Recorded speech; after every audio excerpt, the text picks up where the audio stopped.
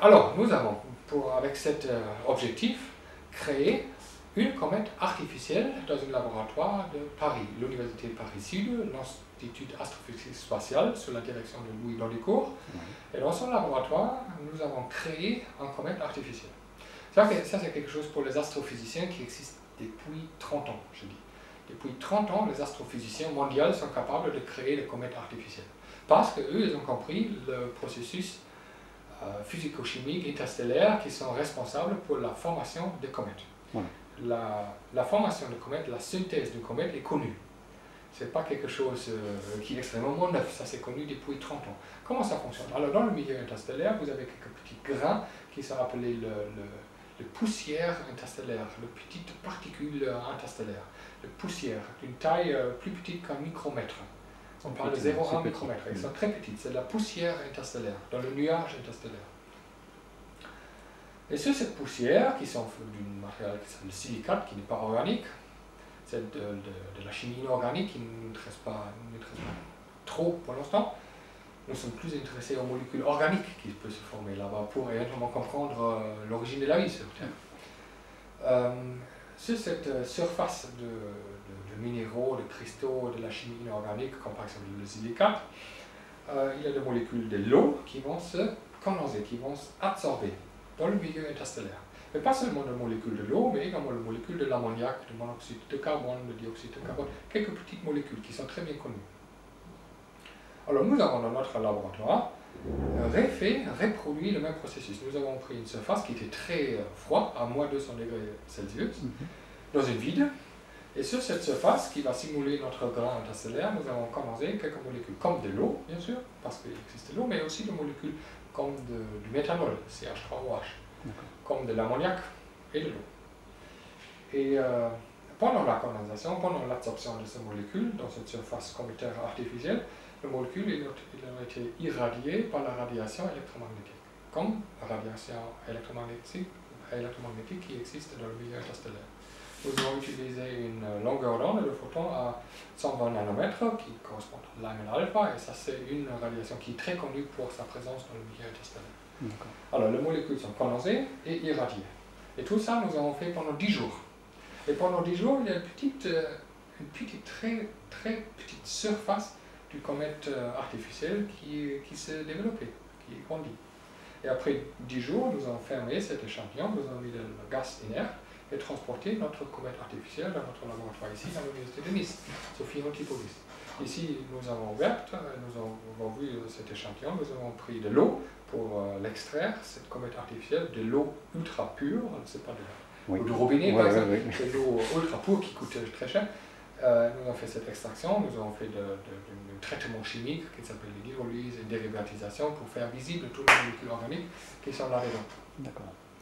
Et après, nous avons injecté ça dans une, comme vous l'avez dit, une chromatographe multidimensionnelle, c'est le dernier cri de la chimie analytique. Et cette chromatographe multidimensionnelle est capable de nous créer une surface avec des signaux individuels, et chaque signal individuel correspond à un acide aminé. Et nous avons dans notre comète artificielle identifié 26 acides aminés et 6 acides diaminés. C'est très très impressionnant. Et pour chaque acide aminé, nous avons le propre spectre de masse, et comme ça, on est sûr que ce sont vraiment les acides aminés.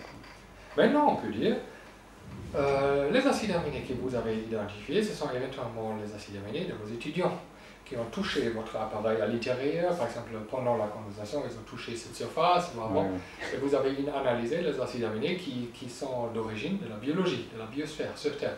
Comment vous pouvez être sûr que vous avez vraiment créé les acides aminés à partir de molécules que vous avez déposées? Pour être sûr de ça, nous avons fait une deuxième manip.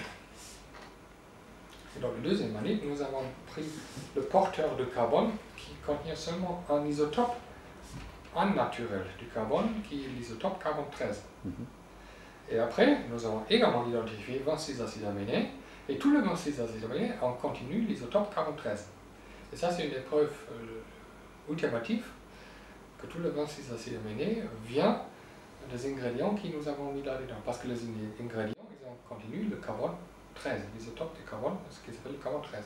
Comme les acides aminés. Dans cette manip, ils ont exclusivement ils ont été composés du carbone 13. Il n'y avait aucune carbone 12 dans les acides aminés. Si nos étudiantes touchent l'appareil, avec leurs mains, avec leurs protéines, qui en trouvent après dans les acides aminés de leurs protéines, ça serait le carbone 12. Donc c'est ce qui fait toute la différence. Entre la contamination qui contient le carbone 12 comme isotope des acides aminés et le vrai acide aminé qui sont créés dans le milieu interstellaire qui contient exclusivement le carbone 13. D'accord. Ce qui était le cas, et comme ça on peut être sûr que nous avons créé les acides aminés dans les conditions interstellaires. Donc, cher professeur, par rapport à cette découverte formidable, les origines de la vie sont remises en question, parce que tout ce qu'on a pu nous raconter précédemment, ça tenait plus ou moins la route, mais maintenant avec cette découverte, ça nous fait changer complètement la façon de voir les choses sur l'arrivée de la vie sur Terre. Oui. Alors nous pensons sur l'origine de la vie sur Terre, qu'il y a plein d'hypothèses qui existent, de plusieurs disciplines, pas seulement de la chimie, aussi de physiciens, de biologistes ou de philosophes qui ont parlé ou qui ont pu publier, qui ont travaillé sur l'origine et étudié l'origine de la vie sur Terre. Notre objectif dans tous ces débats est de mettre une base moléculaire à ces discussions. On voudrait savoir quelles molécules sont disponibles pour que la vie puisse se former. Si on ne connaît pas les molécules qui sont impliquées dans l'origine de la vie sur Terre, tous ces débats sont un peu théoriques. Alors il faut connaître les molécules qui sont disponibles et il faut également savoir quel est leur environnement physico-chimique. Dès que nous avons ces informations, on peut bien développer un modèle sur l'origine de la vie. Mais si les molécules manquent, tout c'est un peu souple. Et c'est pour ça que nous avons créé maintenant ces molécules. On considère que ces molécules que nous avons créées dans le milieu interstellaire, ils sont bien impliquées dans l'origine de la vie sur Terre. Et maintenant, on peut alors continuer à discuter les résultats dans le contexte d'origine de la vie sur Terre. Et ça, c'est une discussion. Ça, nous n'avons pas une preuve scientifique. Ça, c'est une discussion. Pour cette discussion, nous disons que les acides aminés et les acides diaminés que nous avons identifiés dans notre comète artificielle, ils ne sont pas vivants. Ce sont les briques moléculaires de la vie, oui. Mais ce ne sont pas les molécules qui sont vivantes. Il n'y a aucun organisme dans une comète. Pour que la vie va se créer à partir de ces acides aminés, les acides aminés, ils ont besoin d'une phase aqueuse. Ils ont besoin de l'eau, oui, mais ils ont besoin de l'eau en état liquide, en phase aqueuse. Dans le comète, vous avez l'eau en phase solide, vous avez la glace, le cristaux. Et dans la glace, dans le cristaux, il n'y a pas la vie.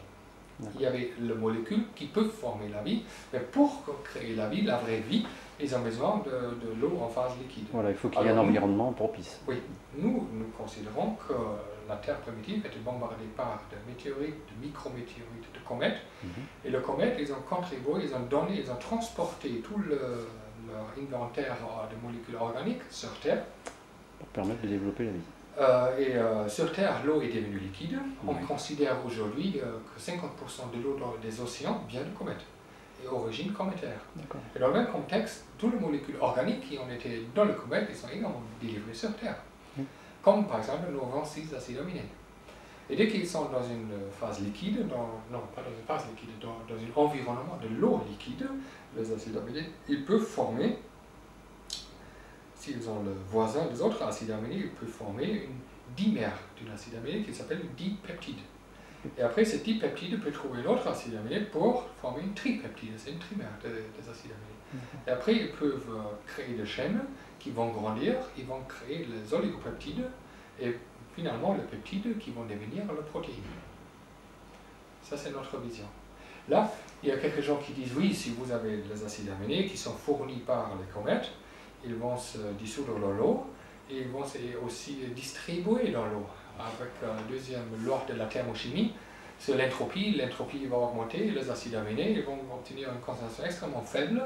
Ils ne vont pas voir un autre voisin qui est aussi un acide aminé parce qu'ils sont extrêmement dilués dans tous les océans sur Terre.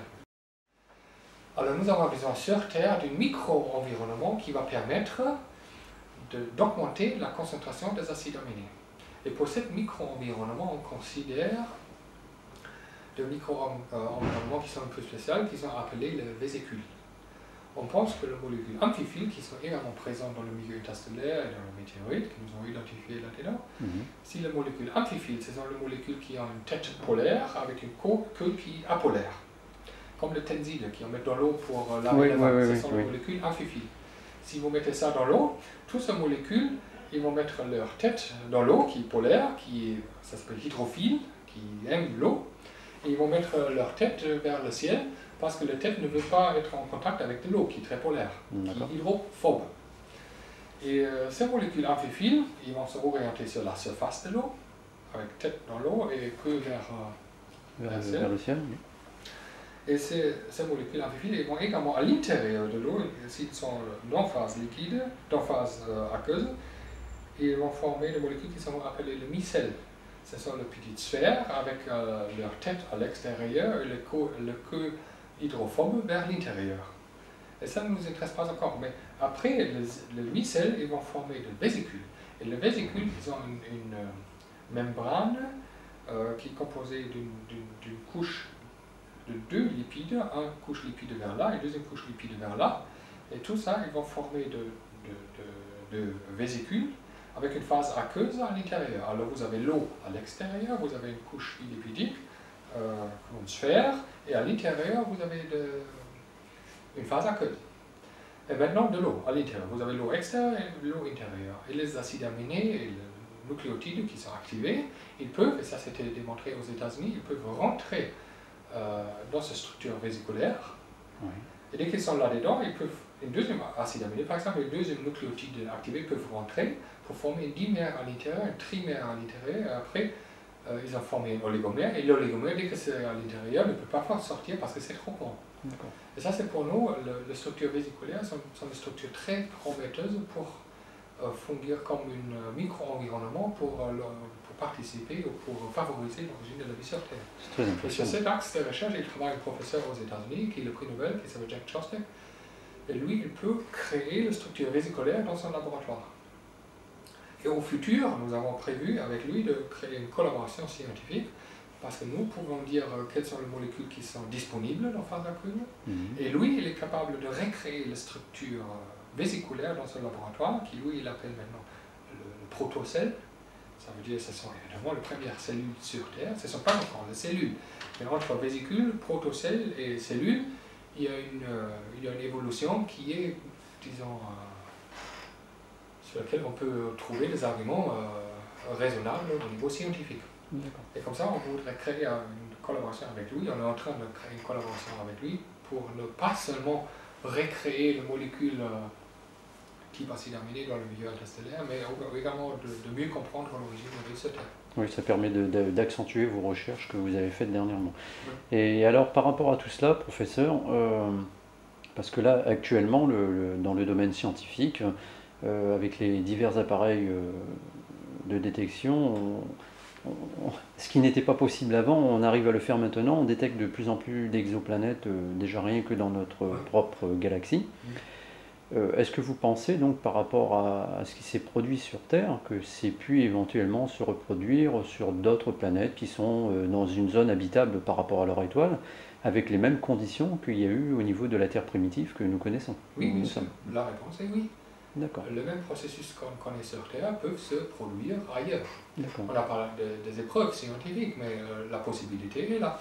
Et la possibilité que la vie existe ailleurs, dans les autres systèmes planétaires. Comme vous l'avez dit, on a identifié plein d'exoplanètes jusqu'à aujourd'hui. Et je l'ai l'impression chaque semaine, il y a encore des exoplanètes qui vont s'ajouter. Oui, oui, il y en a énormément.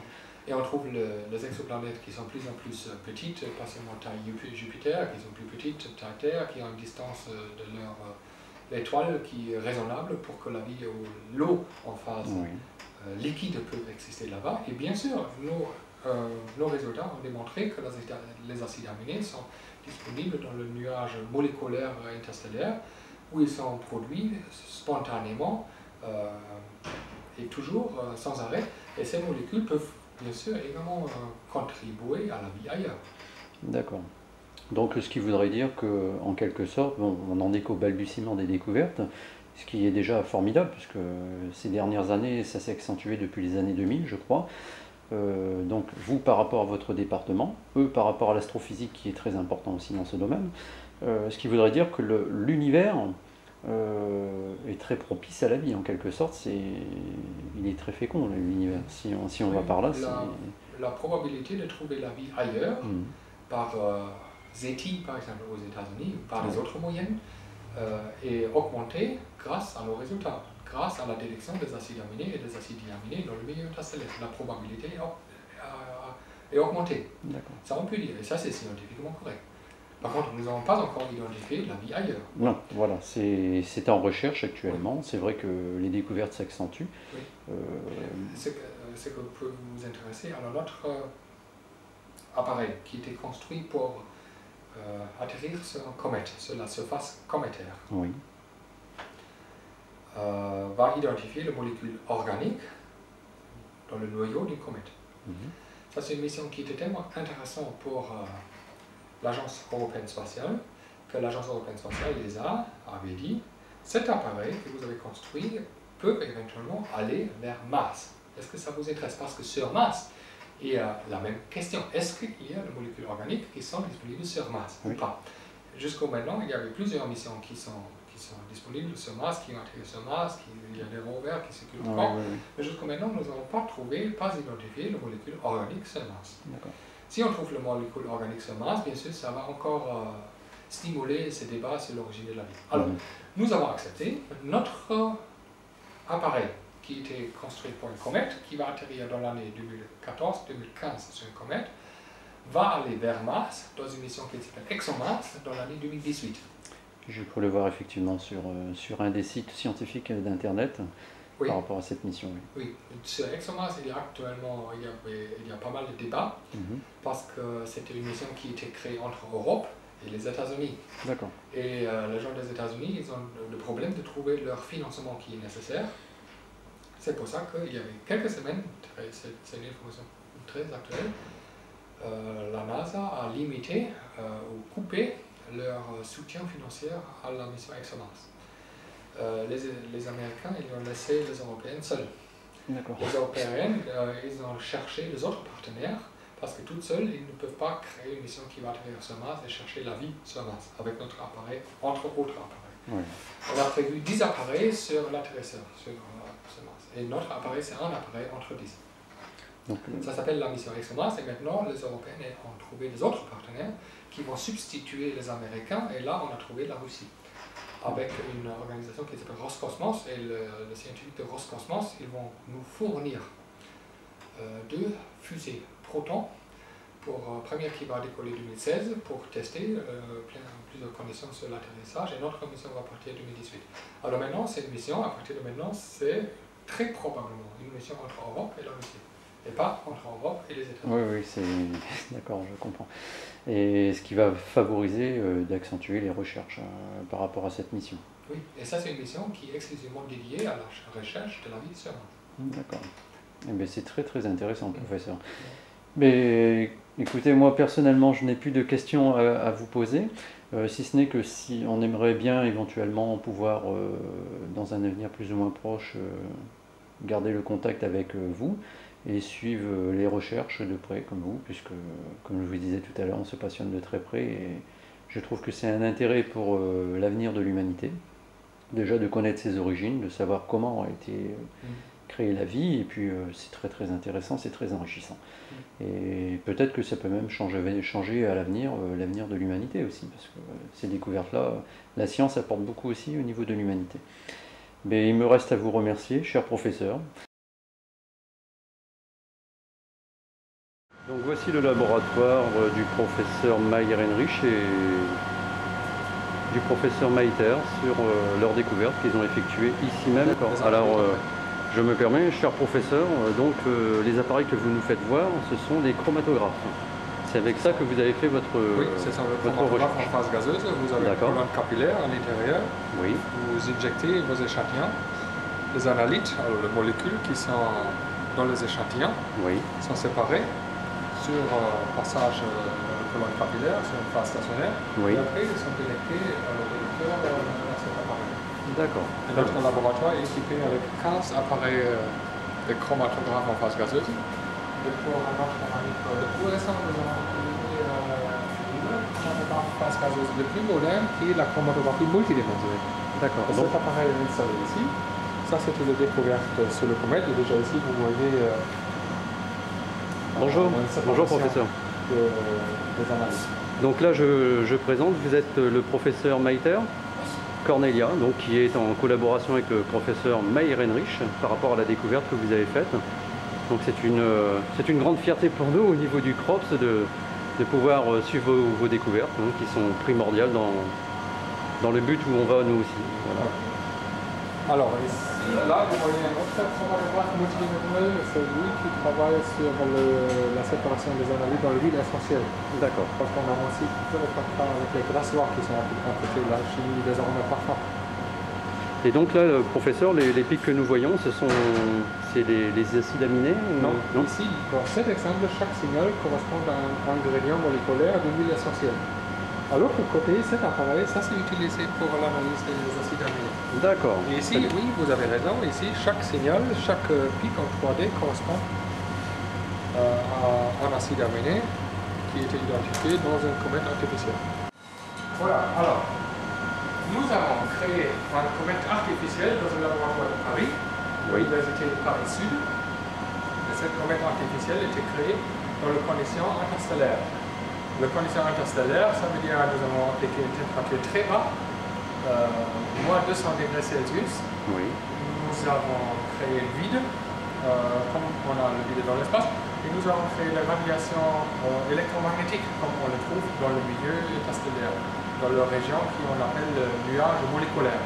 Et dans ce nuage moléculaire dans l'espace, vous avez quelques surfaces de grains interstellaires où il y a la condensation de quelques petites molécules. Des molécules comme par exemple l'ammoniac, l'eau, méthanol, de petites molécules. Des molécules qui contiennent seulement un carbone ou un atome de l'azote. Dans les molécules que nous avons condensées, il n'y avait aucune liaison carbone qui était préfabriquée.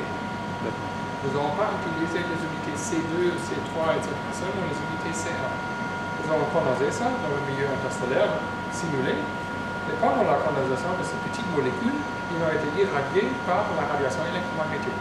Là, nous avons pris une radiation de longueur d'onde de 120 nanomètres qui correspond à l'Iron alpha et qui est très disponible dans le milieu interstellaire. Après quelques jours de condensation et de l'irradiation, nous avons obtenu quelques glaces interstellaires simulées et ça s'appelle une comète artificielle. Alors, nous avons créé à Paris quelques microgrammes de comète artificielle. Cet échantillon était fermé dans une atmosphère inerte et transporté dans notre laboratoire ici à l'université de Nice, Sophie Antipolis. D'accord, donc celui que nous voyons ici. Ici, nous avons fait une extraction avec de l'eau de cet échantillon. Nous avons fait une hydrolyse, nous avons fait une dérivatisation et après nous avons introduit le comète artificiel dans cet appareil ici. D'accord. Ça c'est un échantillonneur automatique qui lui a obtenu un échantillon de notre comète artificielle qui avait injecté là-bas. Et après nous avons séparé tous les analytes en 2 dimensions dans cet appareil et identifié chaque analyte grâce à un spectromètre de masse. Spectromètre de masse, d'accord. Alors ça c'est un chromatographe phase gazeuse. D'accord. Qui est couplé à un spectromètre de masse. D'accord. C'est lui qui a finalisé la recherche. Oui. Très bien. Alors chaque analyte qui rentre dans le spectromètre de masse est analysé par son propre spectromètre de masse. Alors pour chaque analyte, nous avons identifié 26 acides aminés et pour chaque acide aminé, nous avons obtenu son propre spectre de masse pour être sûr que ce signal correspond vraiment à un acide aminé. D'accord, très bien. Le chromatogramme que nous avons enregistré prend beaucoup de volume sur le disque dur. D'accord. Il y a un chromatogramme qui a une taille de 1 gigabyte, c'est ça? Un chromatogramme de ce type à 1 gigabyte. D'accord. Ça veut dire un chromatogramme de ce type, vous ne pouvez pas stocker, sauvegarder sur une CD-ROM qui a 750 mégabytes. Un seul chromatographe de ce type est déjà plus grand que... Effectivement, je comprends mieux les difficultés. Parce que sur chaque point dans l'espace tridimensionnel, sur chaque point là, alors chaque signal correspond à un acide amine. Et sur chaque point, nous avons le propre spectre de masse. D'accord. Pas seulement sur le signal, sur chaque point dans le 2 dimensions. C'est très impressionnant. Ouais.